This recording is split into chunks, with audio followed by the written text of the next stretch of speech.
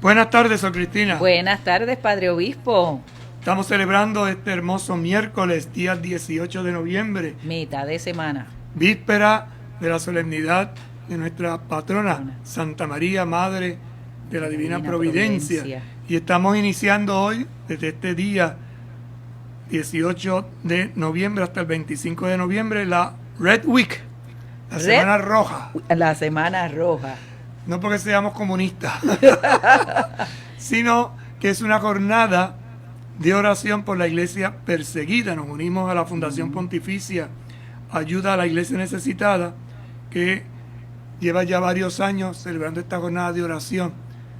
Y invita, por eso tenemos nosotros hoy ahí, ¿verdad? El listón rojo, ¿verdad? Ese listón rojo, como un signo de esa sangre derramada de tantos cristianos y cristianas por su fe, por la fe en el Señor Jesucristo. Entonces se nos invita a rezar y a poner un listón rojo o encender una lámpara roja.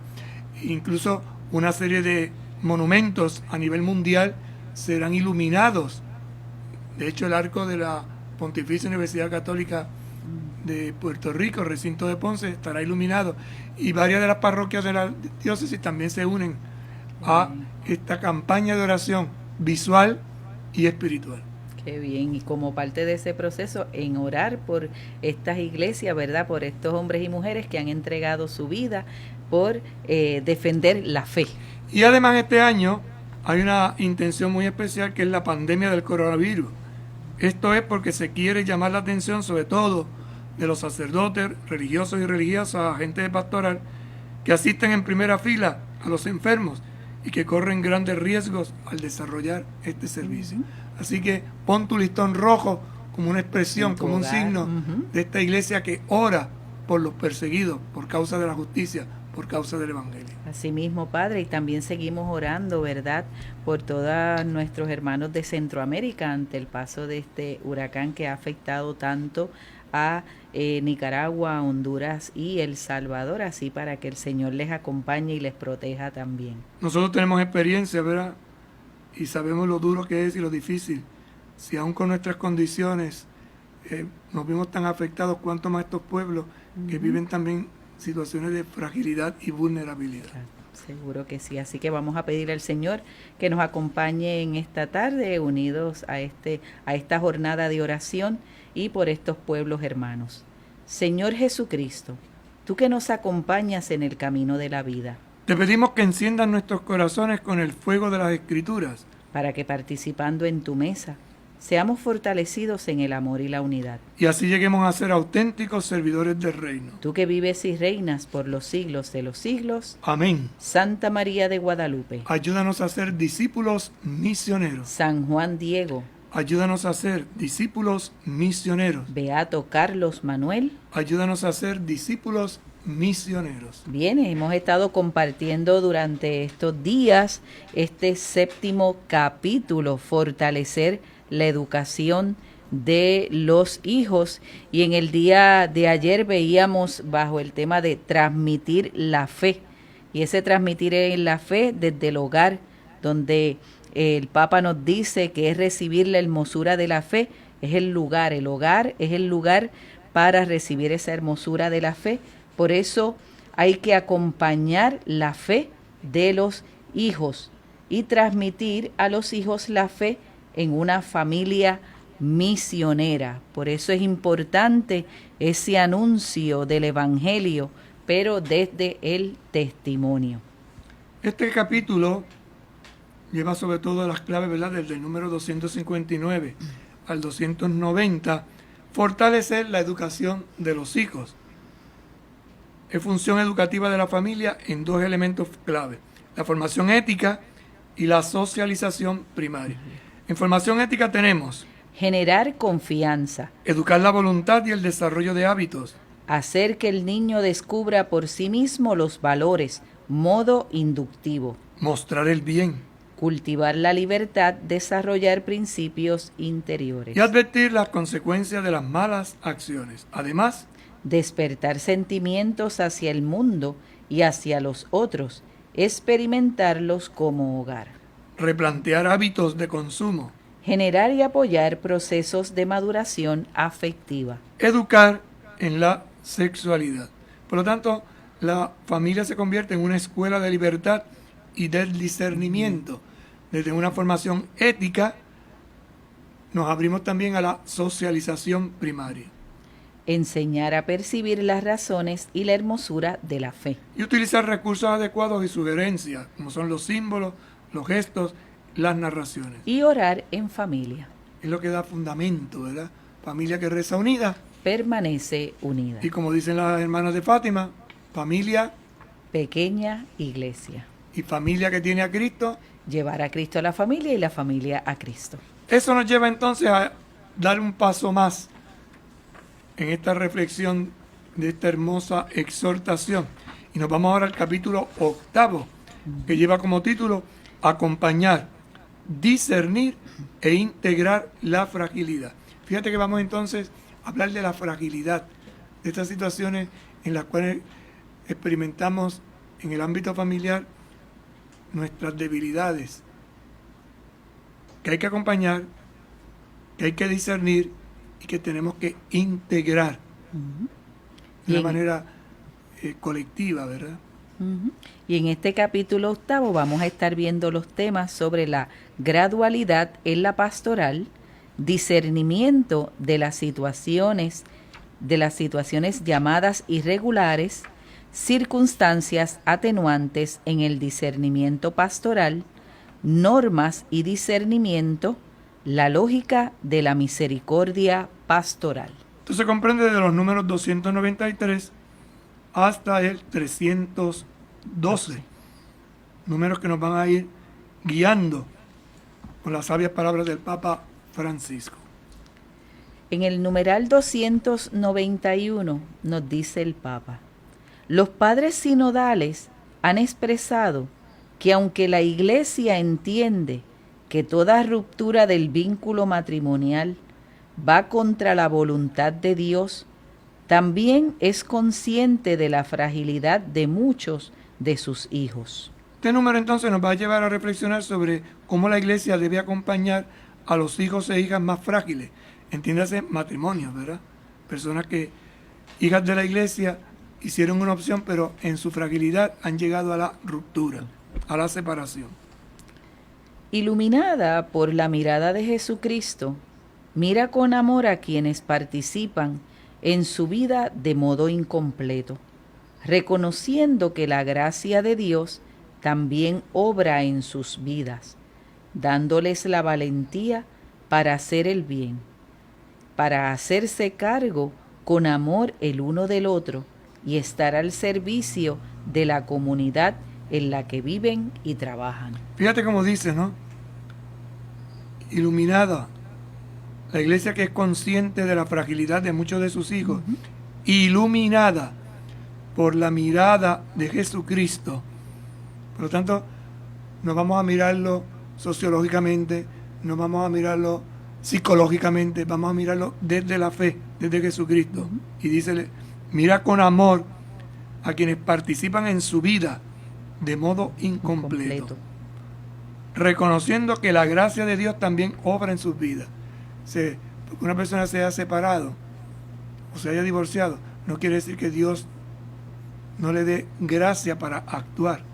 Esto también es importante porque la gente piensa que está empecatado en todo. No, un fallo no necesariamente es pecaminoso.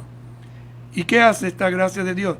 Le da la valentía para hacer el bien, para hacerse cargo con amor el uno del otro y estar al servicio de la comunidad en la que viven y trabajan. Un proyecto de amor vivido en común. Por otra parte, esta actitud se ve fortalecida en el contexto de un año jubilar dedicado a la misericordia. Recordemos que esta exhortación nació en el año de la misericordia. Aunque siempre propone la perfección e invita a una respuesta más plena a Dios, la Iglesia debe acompañar con atención y cuidado a sus hijos más frágiles, marcados por el amor herido y extraviado, dándoles de nuevo confianza y esperanza, como la luz del faro de un puerto o de una antorcha llevada en medio de la gente para iluminar a quienes han perdido el rumbo o se encuentran en medio de la tempestad. Por lo tanto, la iglesia tiene una misión que lleva desde la misericordia a dar una respuesta más plena.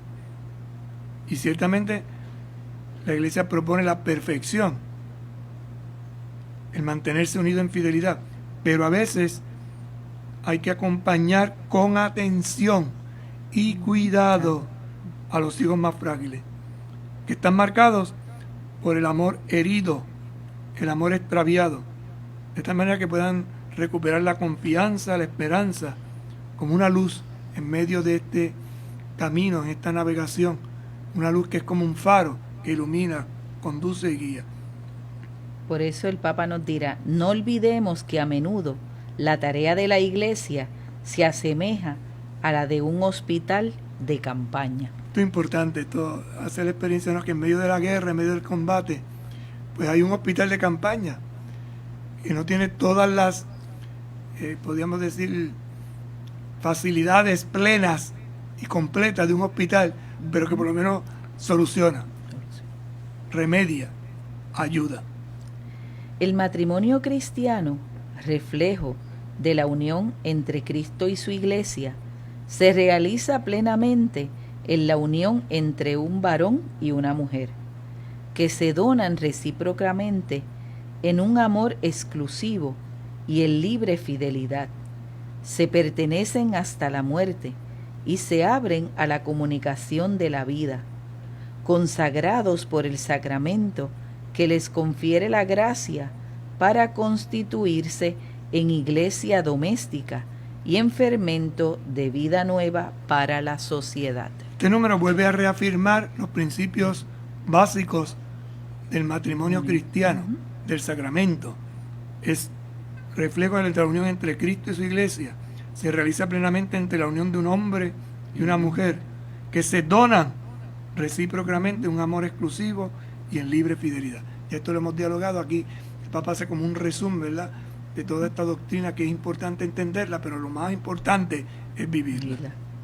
Otras formas de unión contradicen radicalmente este ideal. Por lo tanto, se ha presentado el ideal, pero hay otras formas que lo contradicen. Ahora bien, pero algunas lo realizan al menos de modo parcial y análogo.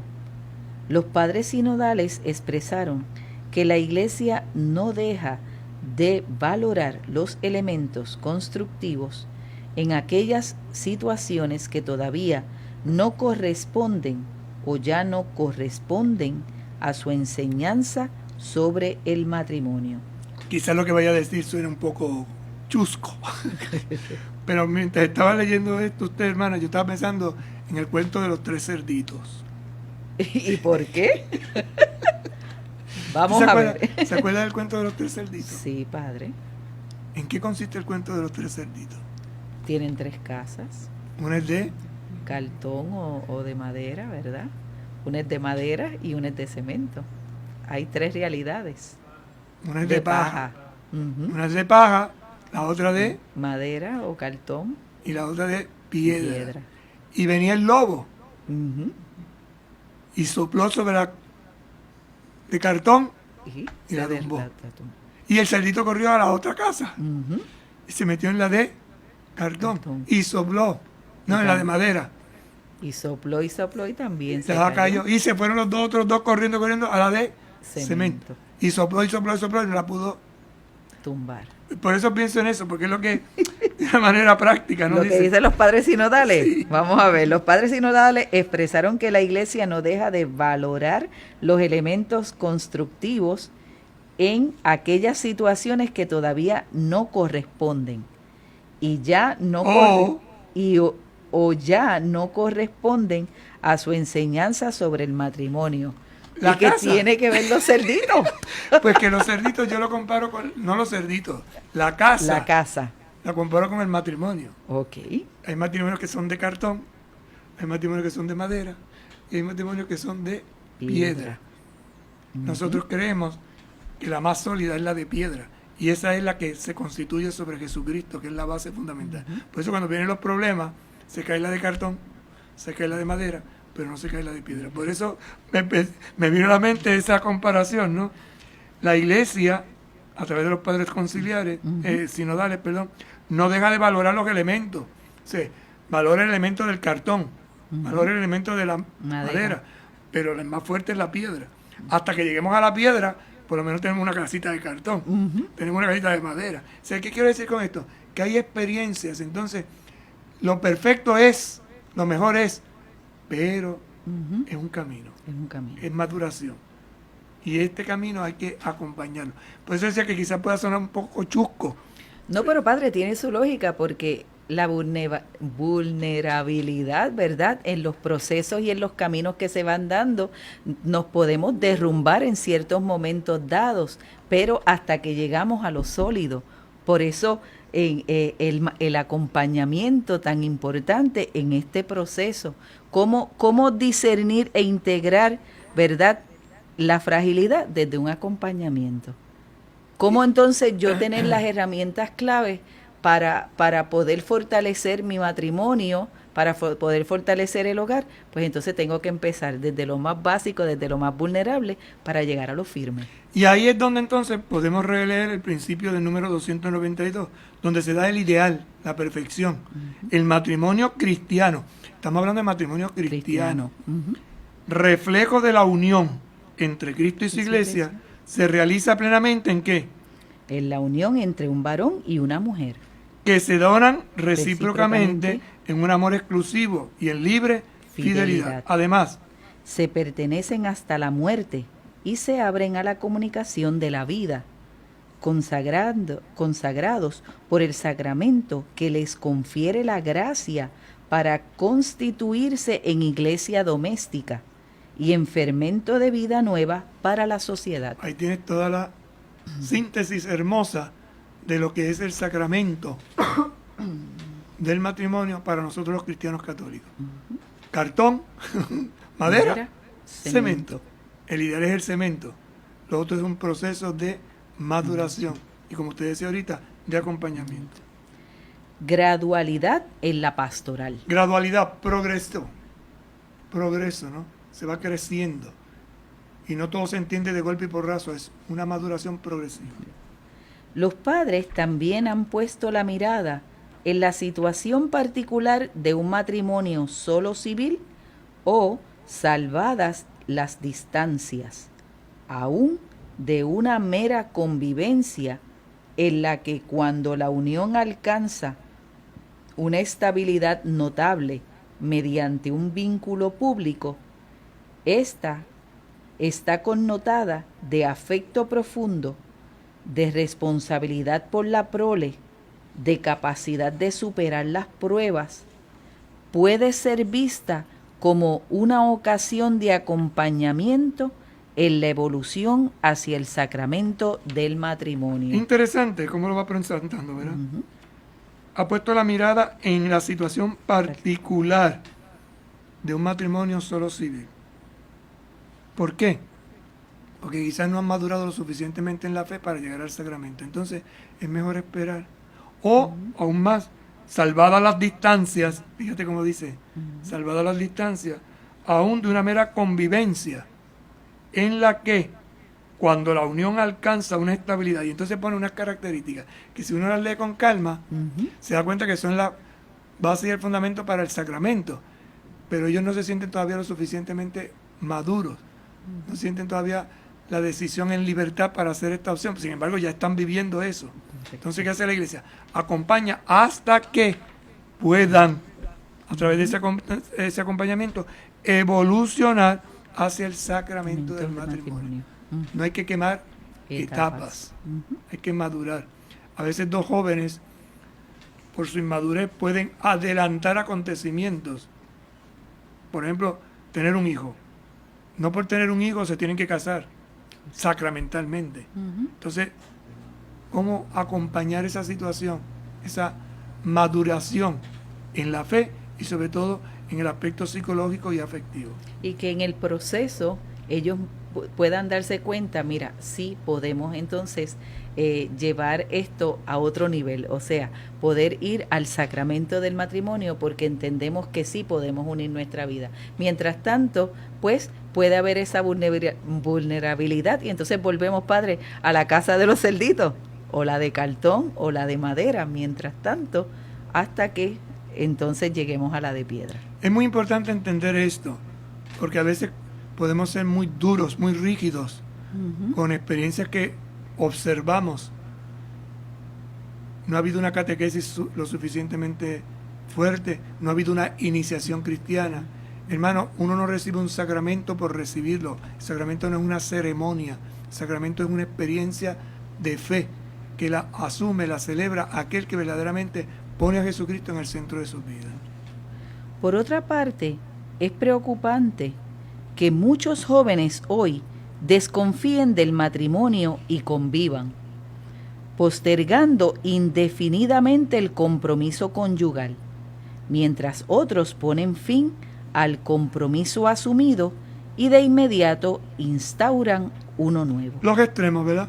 Unos que no se quieren casar y otros que se casan con mucha frecuencia. Cambian de pareja como de zapatos o de camisa. No, eso no puede ser. Hay algo que no está funcionando. Ellos, que forman parte de la iglesia, necesitan una atención pastoral misericordiosa y alentadora. Es decir, mira cómo dice, ¿no? Son miembros de la iglesia, forman parte de la iglesia, pero necesitan que una atención pastoral que tenga clave de misericordia. Y esa misericordia hecha pastoral alienta a dar un paso definitivo. Porque a los pastores compete no solo la promoción del matrimonio cristiano, atención, sino también el discernimiento pastoral de las situaciones de tantas personas que ya no viven esta realidad. Sí, tenemos que atender a los matrimonios sacramentados y a los matrimonios no sacramentados. Para entrar en un diálogo pastoral con ellas, a fin de poner de relieve los elementos de su vida que puedan llevar a una mayor apertura al evangelio del matrimonio en su plenitud. Es lo que llamaríamos pastoral de aquellos que han vivido un matrimonio sacramentado, ha habido una ruptura y se vuelve a unir casar, a otra persona. ¿verdad? Entonces, pastoral de los divorciados que llamamos. ¿Cómo lograr acompañar a estas parejas que no están excomulgadas, no están fuera de la comunión de la iglesia, están en una situación irregular? Que hay que ver cuán profunda es esta irregularidad para subsanarla. Y por eso es que el Papa invita a un discernimiento, a un acompañamiento, a ir creando esta pastoral que les vaya dando herramientas a estas personas que están en estas situaciones irregulares para que les ayude en ese discernimiento y en ese acompañamiento a poder subsanar las situaciones vividas y ver cómo pueden llegar en un momento dado a unirse a esa nueva persona, esa nueva relación. Correcto. En el discernimiento pastoral conviene identificar elementos que favorezcan la evangelización y el crecimiento humano y espiritual. ¿Qué es evangelizar? Anunciar y proclamar que en Jesucristo, muerto y resucitado, se ofrece la salvación gratis para todo el mundo. Es decir, descubrir a Jesucristo como el Señor de la vida. Y esto se realiza a través de un crecimiento que es humano y es espiritual. Volvemos al título de este programa, ¿no? Paso a paso, escalón por escalón. No se sube al tercer piso sin pasar por el segundo y el primero. No por mucho madrugar, amanece más temprano. Es un proceso, es un camino, es una búsqueda. Pausamos y en breve regresamos. Con un paso de fe a Cristo verás, con un paso de fe a Cristo verás, con un paso de fe a Cristo verás, con un paso de fe a Cristo verás. ¡Los cuatro! Moverás las montañas, caminas sobre agua.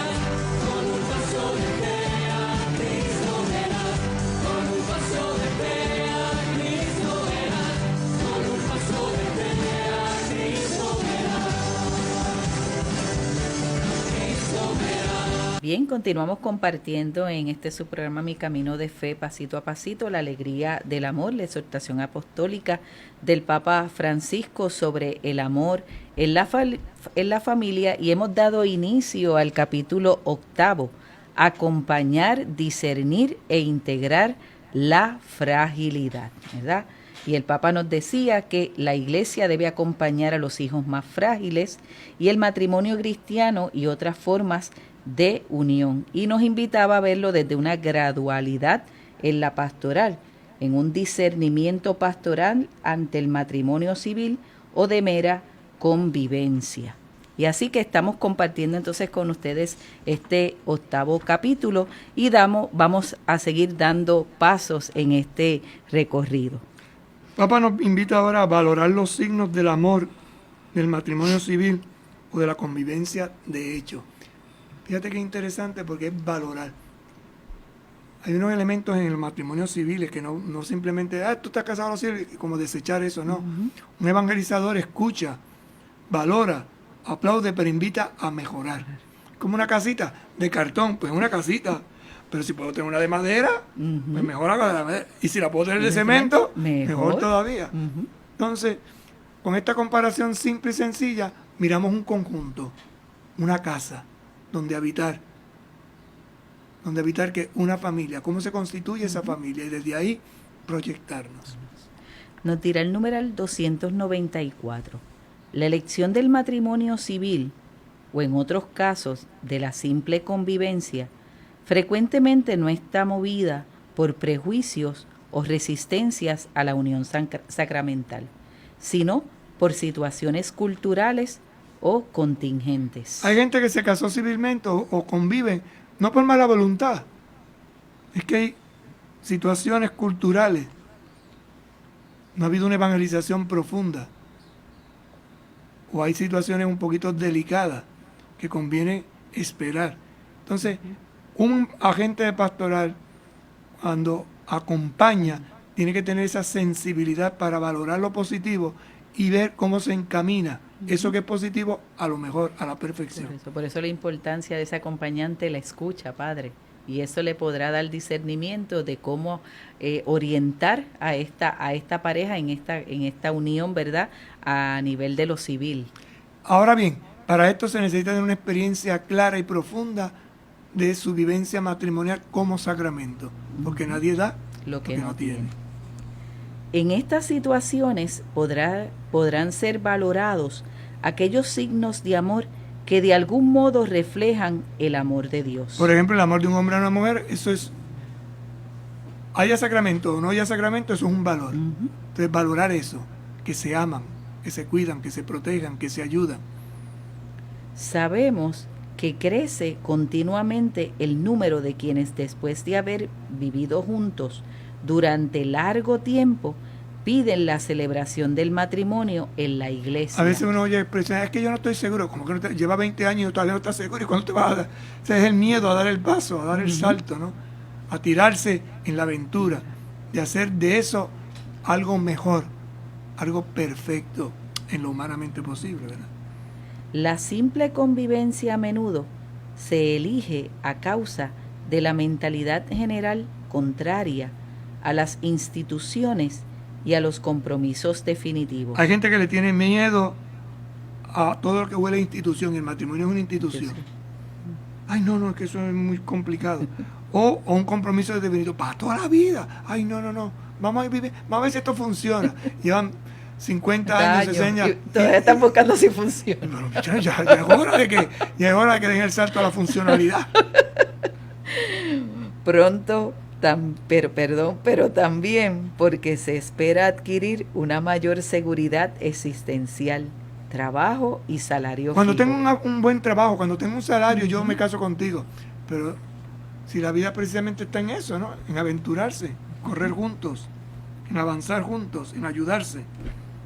En otros países, por último, las uniones de hecho son muy numerosas, no solo por el rechazo de los valores de la familia y del matrimonio, sino sobre todo por el hecho de que casarse se considera un lujo. Cuesta mucho una boda. Claro, y quieren hacer una boda como la quieren hacer como los príncipes.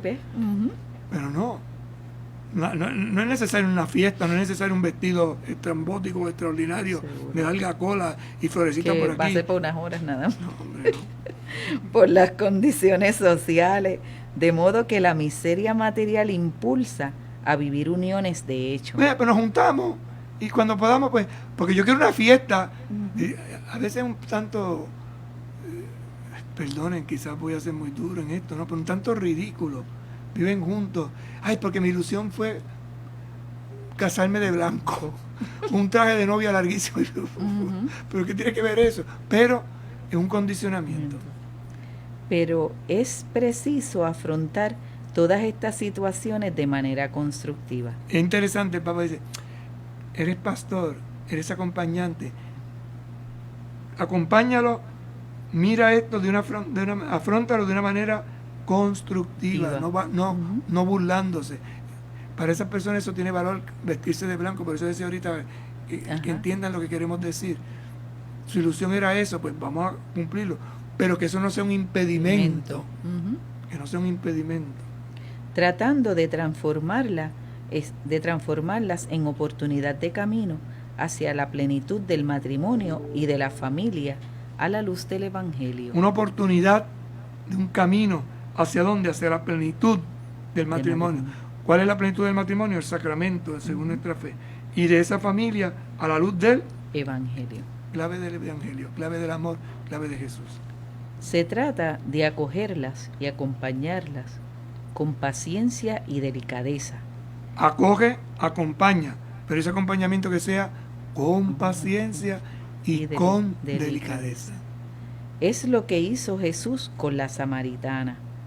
Dirigió una palabra a su deseo de amor verdadero para liberarla de todo lo que oscurecía su vida y conducirla a la alegría plena del Evangelio. Interesante, Jesucristo no la recriminó, simplemente le hizo ver su realidad. Es verdad, tantos maridos has tenido y el que tienes ahora tampoco es tuyo. Es una forma de hacerla pensar, wow, ¿y de qué sabe? ¿De qué me conoce? ¿Qué?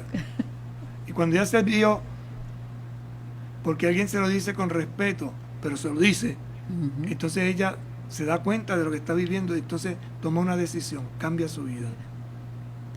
En esta línea, San Juan Pablo II proponía la llamada ley de gradualidad. Esto es muy importante entenderlo, la ley de la gradualidad, paso a paso, progresivamente. Con la conciencia de que el ser humano conoce, ama y realiza el bien moral según diversas etapas de crecimiento. Lea eso otra vez porque es muy importante que lo entendamos. El ser humano conoce, adquiere conocimiento, lo descubre, ama, lo acepta, lo integra en su vida, lo ama. Y realiza el bien moral. Y lo pone en acción. Según diversas etapas de crecimiento. Entonces, un muchacho, un joven, un adulto, va a descubrir ese bien moral progresivamente. Lo va a ir conociendo, lo va a ir amando, lo va a ir poniendo en práctica según la etapa de crecimiento en que está viviendo. Por ejemplo, robar. Uno puede robar por necesidad, puede robar por mala maña, puede robar pero va descubriendo que eso no es correcto.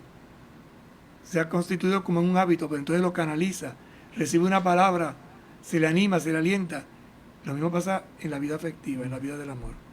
No es una gradualidad de la ley, sino una gradualidad en el ejercicio prudencial de los actos libres en sujetos que no están en condiciones, sea de comprender, de valorar o de practicar plenamente las exigencias objetivas de la ley. La ley está dada, pero hay que ejercerla con gradualidad, y una gradualidad que tiene que estar basada en la prudencia.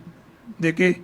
De actos libres en sujetos que no están en condiciones de comprender, de valorar o de practicar. Fíjate que es interesante cómo insiste el Santo Padre en este sentido, ¿no? Ujú. Comprender, valorar y practicar Practicar. plenamente las exigencias que son objetivas. ¿Objetivas de qué? De De la una ley. ley, de una norma establecida. Porque la ley es también don de Dios que indica el camino, La ley es pedagógica, es maestra, me enseña. don para todos, sin excepción, que se puede vivir con la fuerza de la gracia, aunque cada ser humano avanza gradualmente con la progresiva integración de los dones de Dios y de las exigencias de su amor definitivo y absoluto en toda la vida personal y social. Vamos a leer esto otra vez porque es una riqueza lo que el Papa nos está diciendo aquí que merece y amerita que la reflexionemos con calma, que la leamos con pausa. El numeral completo, padre. No, O- esta o- última parte. Esta última parte. Porque la ley es también don de Dios. La ley también es don de Dios, tenga eso presente, es don, es regalo de Dios. Que indica el camino, Indica el camino. La ley entonces me indica el camino. don para todos, Don para todos, no es para unos cuantos, sin excepción. que se puede vivir con la fuerza de la gracia. No por mis puños. Por eso la humildad me lleva a orar, a pedir la gracia, la asistencia de Dios. Aunque cada ser humano, Cada ser humano. Y aquí está lo genial de este pensamiento del Papa San Juan Pablo II, ¿no? Que veía a cada persona en su realidad concreta. Dice, cada ser humano frágil, ujú, cada ser humano vulnerable, avanza gradualmente avanza. Entonces fíjate lo positivo, avanza, te mueve, Te mueve. vas hacia Ujú. adelante, avanza gradualmente. Mente. Es como cuando usted está haciendo un bizcocho, ujú, te lo mete al horno y se va cociendo, ¿no? y poco a poco va subiendo, va va subiendo. hasta que llega al tope y entonces ya está, Ajá. porque alcanzó, entiéndase, el tope que sería la madurez o Y ahí es donde o sea, tú introduces el palito o el cuchillo para saber si sale seco y eso te va a decir, está listo. y ya está. No me lo puedo comer todavía porque está caliente, lo tengo que dar que Correcto, repose. que repose. Dice, avanza gradualmente con la progresiva integración. Progresiva. Y yo creo que esto es importante que lo tengamos presente porque a veces nos damos espacio. Es como, ya está, y ya está. Y abre el horno. Y se claro, y vuelve. Y se pasma baja. el bizcocho. Se Pues baja. sí. Así pasa con algunas experiencias del amor en el matrimonio. Lo hemos pasmado. De los dones de Dios y de las exigencias de su amor definitivo. Fíjate, dones de Dios, integración de los dones de Dios y de las exigencias de su amor definitivo y absoluto en toda la vida personal Y y social. social. Es interesante. Una síntesis hermosísima, este número 293, donde el Papa Juan Pablo II nos define lo que es la llamada ley de la gradualidad. Esa conciencia de que el ser humano conoce, ama y realiza el bien moral según diversas etapas de crecimiento. Entonces no quememos etapas. Y volvemos al refrán muy nuestro, ¿no? No por mucho madrugar. Amanece más temprano. Si me levanto a las 3 de la mañana porque quiero ver el sol no va a salir hasta las 7. No, pero es que yo lo quiero ver ahora. Es que no va a salir ahora. Vas a ver la luna. Pero es que yo quise, tú quieres, espera, Ujú. porque va a tener su proceso gradual. Por eso, ¿verdad? Cuando el Papa lo menciona aquí, don de Dios que indica el camino. Un camino. Para todos sin excepción, que se puede vivir con la fuerza de la gracia.